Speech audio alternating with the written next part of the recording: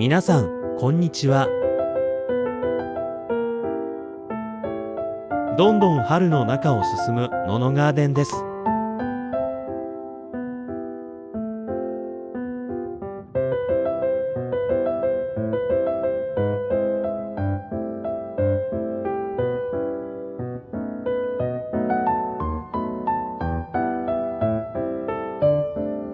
今日は昨年初挑戦したラナンキュラスラックスの様子や、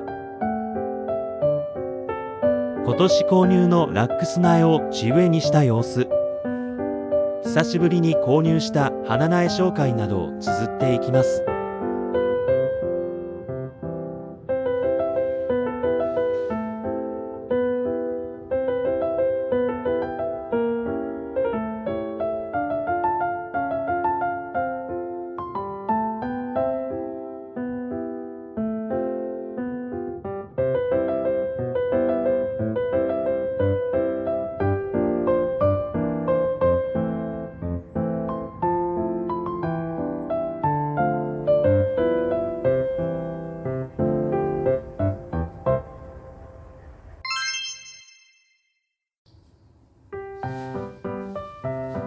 少し前の動画で今年購入した3つのラックス苗を紹介しました。そろそろと思いながら、なかなかタイミング合わず、やっと地植えにする時が来ました。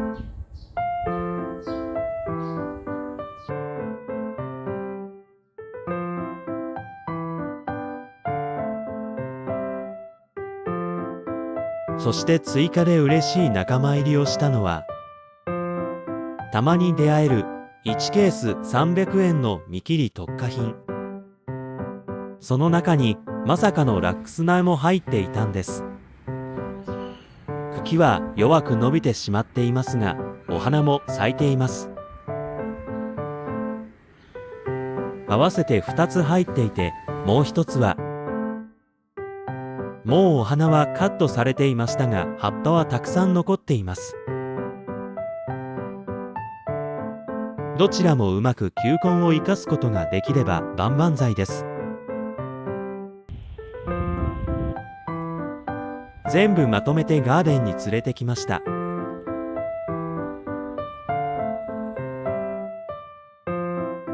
見切りケースに入っていたビオラもまだまだお花を咲かせてくれそうです。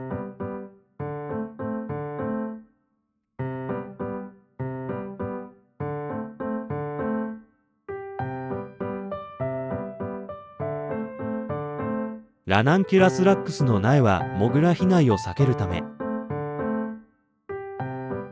自家製モグガードを準備しました。ラナンキュラスラックスを初めて購入したのは去年の春。高価だし、初めてだしわからないことも多かったけど、いろんなことを考えたとき、私が選択したのは地植えでした。運も良かったのか、昨年の2つが夏越しできたので、今年も調子に乗って地植えに決定しました。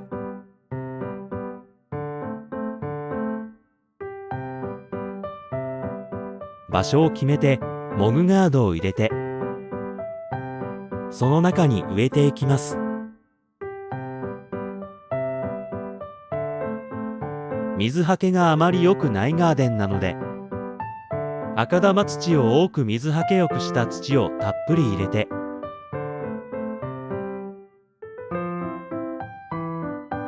しっかりと固定しました。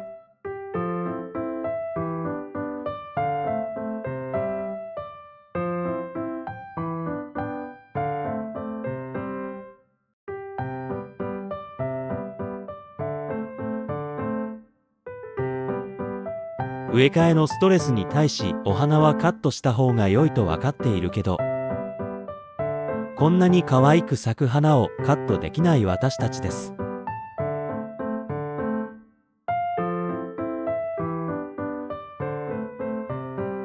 見切られ苗子ちゃんたちも、夏を越えてまた秋に芽吹いてちょうだいと願いを込めて植えました。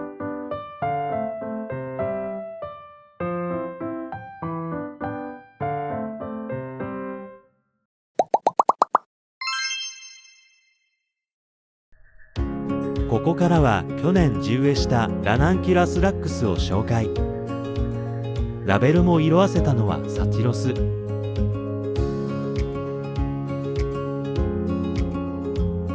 夏には地上部は全くなくなり、芽を発見したのは10月27日。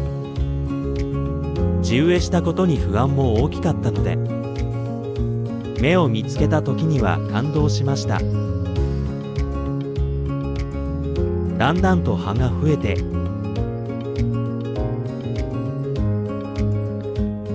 寒い北風も雪も霜も耐えながら順調に成長していきました。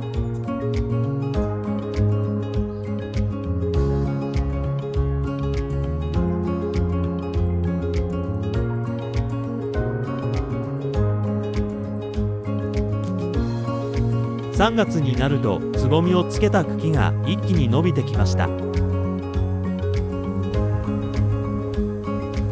去年は数えるほどもなかった花茎が今年はたくさん。つぼみから覗く花びらは赤。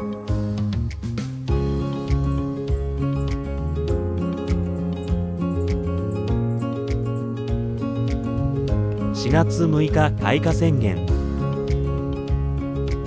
赤いつぼみから咲いた花はやっぱり黄金色でした。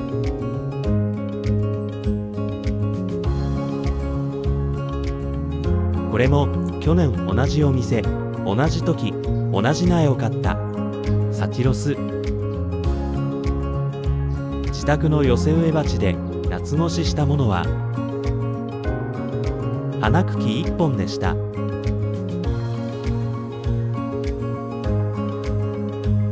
お次は去年大株でお嫁に来たグレーシス。こちらも10月末には芽吹き、順調に成長。3月23日はまだこんなだったのに、4月3日はこの状態。こちらも一気につぼみが上がってきました。4月6日に少し白い花びらが覗いている感じです。黄金のサティロスよりゆっくりめですね。先月植えたラックスもまだお花がたくさん咲くので、去年組と合わせて華やかになるであろうガーデンです。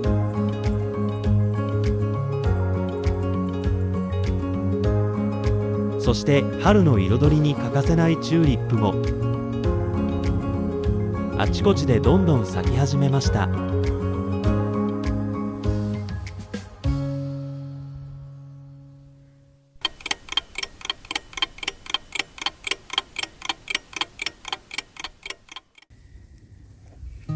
久しぶりに行ったホームセンターでの購入苗です。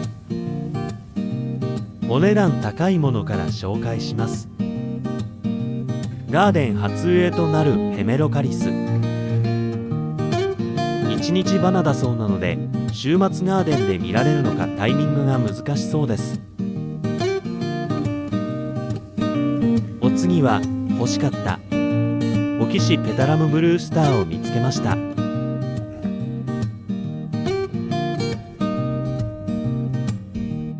耐寒性があまりないようなので、冬前に掘り上げでしょうか。これまた見つけたのはラナンキュラスラックスの見切り苗。種類も何も分かりませんが、よみがえらせたいというチャレンジ精神で購入。どうなるのかお楽しみです。ルドベキア。暑さ乾燥にも強く丈夫な宿根草がこのお値段とはお買い得ですよね。これはお花の色が可愛くて手に取ってしまいました。焼き板通路の脇などによく合いそうとイメージ。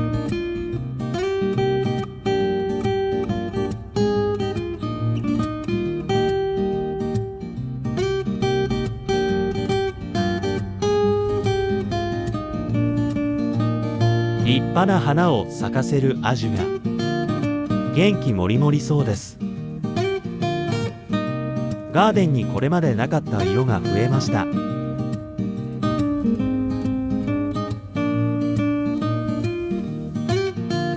こちらも初カラーの水仙が仲間入りです。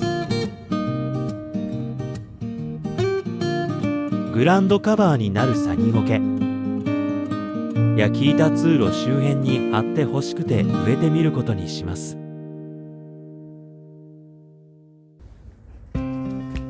青いお花に惹かれる私が欲しかったレキューム。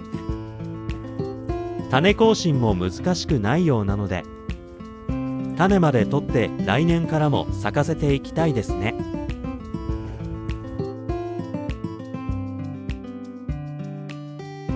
クリスマスローズの赤ちゃん苗も3つ購入しました。豪華な種類も良いけど、シンプルなクリローも素敵ですよね。来年、再来年に咲くのかな。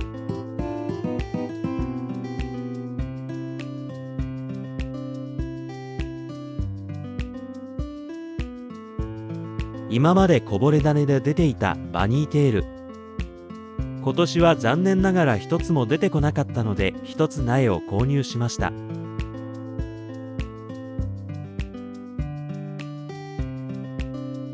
よく見ると芽が出ているホスタ苗も安くでゲット。これからなのにと思える掘り出しお得苗を見つけると嬉しくなっちゃいますよね。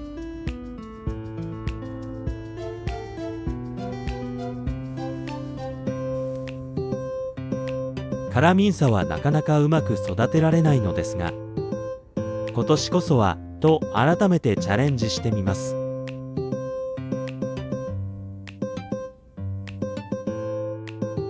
近所のスーパーにあった格安苗、お花の赤色が可愛いです。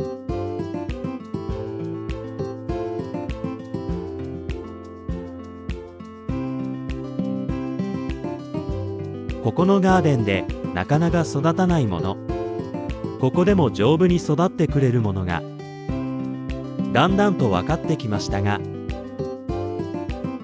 それでもまだまだ初めましての草花も多く、ガーデニングはいつでもワクワクさせてくれますね。3月末に容赦なくノコギリで切られたパンパスグラス、パンパス1号も2号もたったの1週間でこんなことになっていました。植物たちって本当にすごいですね。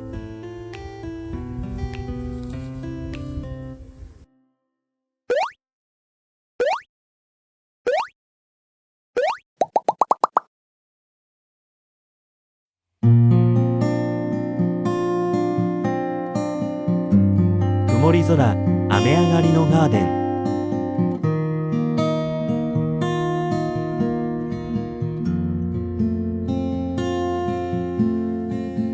頭が重たすぎたチューリップは雨に打たれてぐったり。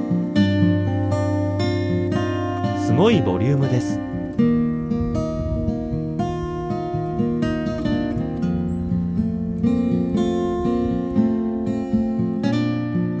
完全に折れてしまった水仙もたくさん。折れていなくても倒れて土がついてしまった水仙もたくさん。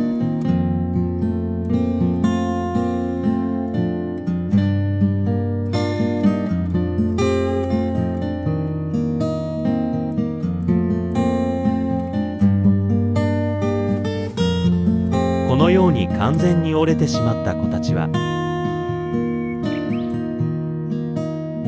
きれいに洗ってやすちゃんが飾ってくれました。